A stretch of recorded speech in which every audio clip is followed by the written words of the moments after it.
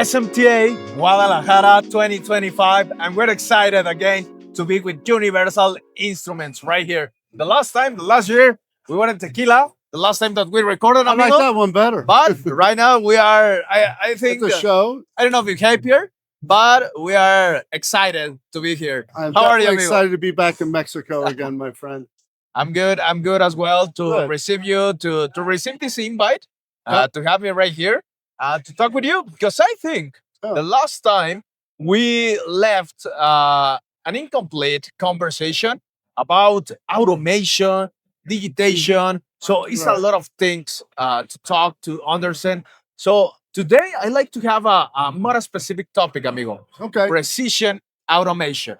So I think it's pretty wide. Yes, but probably you can add some value.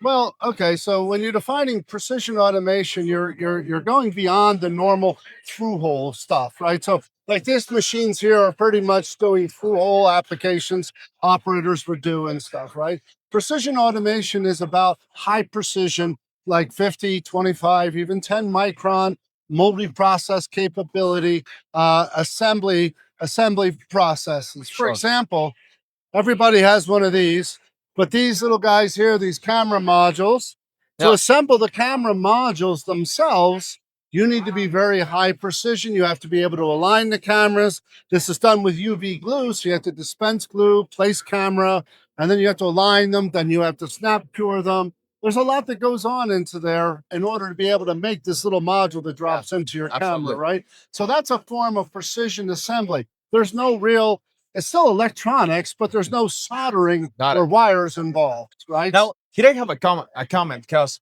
for example, we can see different devices. For example, the DJIs that we have right here, right? And or the new devices that we're having each year. And the people think it's the same device, amigo. But internally, it changes the assembly. It represents different challenges to have everything together and put them to work. So, for example, if you are putting the sensor, the cameras, or LED, things like that, is complicated, but requires to cover the needs for the different challenges that are coming over. So I think, one of my questions is, what features do you think are important to consider, amigo? Or to be competitive. Okay, so if you really want to be competitive in this marketplace, you really have to have a true multi-process machine. You know, just doing pick, vision, place is not going to cut it. You need to be able to have sub-processes. Maybe you need to do some stacking. Maybe you need to do some forming or some other things. Again, maybe dispensing, maybe UV curing, maybe screw driving, right? And again, a lot of the machines out there today are not capable of doing this within one platform. Right? So I have to buy a separate platform for dispensing. I have to buy one for screw driving. I have to buy one. My line starts to grow long, and then I have 4 or 5 different vendors I need to train my people on and stuff. Really,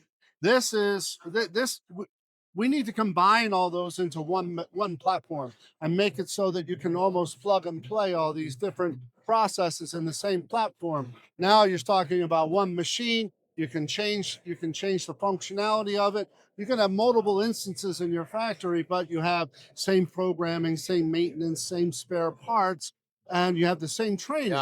Right? So if you have operators that you want to run from one line to another, you don't have to worry about if they know how to run the machine, because it's essentially the same machine, right? We need to have this actually, if you permit me, I think I have a comment, because that is the ideal dream, or the golden dream for everybody when we are talking about automation, because you're gonna have different requirements, and even if the OEM is changing, the product, or probably you're working with different OEMs or customers, the product's gonna be different, and what you want to have is the versatility to have your machine ready to do that and cover all the features that you're gonna need in the future or for the projects. And I think it's important to consider that part, and as well the software part, because now everything is connected to the cloud, amigo. Things like that. We need to get the data, and eventually, get better performance. What do you think? No, I agree 100% to you. You know, today hardware, I mean, if you look at the SMT industry, as a whole. Everybody builds almost the same mousetrap. It does the Sure. same thing. Why do customers buy one vendor versus another? Typically, it's the software offerings that they have in there, right? So, what would make a good future machine would have to be a multi-process machine, and really, that all comes down to the software of the machine. The hardware is still the same. You're adding some tooling to it, which is mechanical. But Yeah. really, what drives a true multifunction machine is the software to give it the capability to be able to do all these different types of functions within Exactly. each other, right? Exactly. So without that software content, you're really not going to have a strong machine or very, you're not going to, the longevity of that is not going to be there. Exactly. No, I think that is a point. Yeah. And I know probably I'm getting for air or giving news in advance, amigo. But I know the next month you're gonna be giving this conference some talks about technology and about precision automation. Yeah. So what we can expect, amigo? Because I think you have pretty nice and hot point right now. Well, I think you're going to get pretty much, the basic outline is what is precision assembly, right? What really defines that? What is available today on the market space? And then what would you want to consider for your future machines No, to have? What features are the most important in order to be able to ensure the machine you buy today is going to help you out tomorrow in the market space, right? absolutely. Because again, like you say, if you're a contractor, you don't know what you're going to bid on next, right? Exactly. They're going to Exactly. bring things to you, and you're going to start to see a lot of things that are out of your comfort zone. Having the right partner to help you quote these machines and bring these machines in and to start up this operation is going to help you expand your operations beyond what you're traditionally used Yeah. doing today. For example, in Mexico, this happens, amigo. Normally, the projects that we were running in the border with the US and Baja California was about everything screens, TVs, things like that, I right? remember But that. now it's evolving everything. You Right. can find out medical devices, aerospace, Right. You things know, like that. So it's different kind of quality or requirements, okay. standards. And what is the idea to get new equipment for that, or your equipment is able to adapt that? What do you Okay. think? It's Well, important to again, consider. That is my if point. you have a good multi-process machine, you shouldn't need a new piece of equipment. You should just buy some new tooling for it. Now, you mentioned medical, which is very interesting because medical is also something you're dealing with little tiny parts and little things like think of an EpiPen, right? How many pieces go together in there? And they're very small, they're very precise, and you need to be able to do that assembly very fast, Exactly. right? So that's another form of precision assembly. You need to vision the components, you need to be able to assemble them and do it very reliably as well as fast.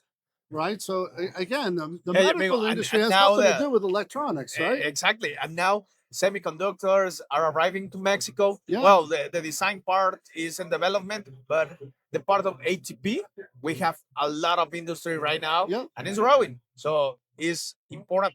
I think it's a must to identify that Right. kind of needs because those are not from the future, are needs from now, I guess. I agree. And the biggest thing here is that it's not an emerging technology in other parts of the world, but it is here. It's driving a lot of people out of their comfort levels, right? So picking the right partner and dealing with and working together with that and learning about the processes and what equipment is available to be able to handle the processes is very critical because if you want to get into that market space, you really have to be able to trust the vendors that you're working with, Absolutely. right? Absolutely. You know, I like your content. I like your conversation because you have a point, amigo. You have a philosophy, an idea, Right. and I think that is more important sometimes than the hardware part. You know, when you Yes. understand what is the real need or the real direction, you can add value and try to make shorter this path. You know, to Right. have a better result.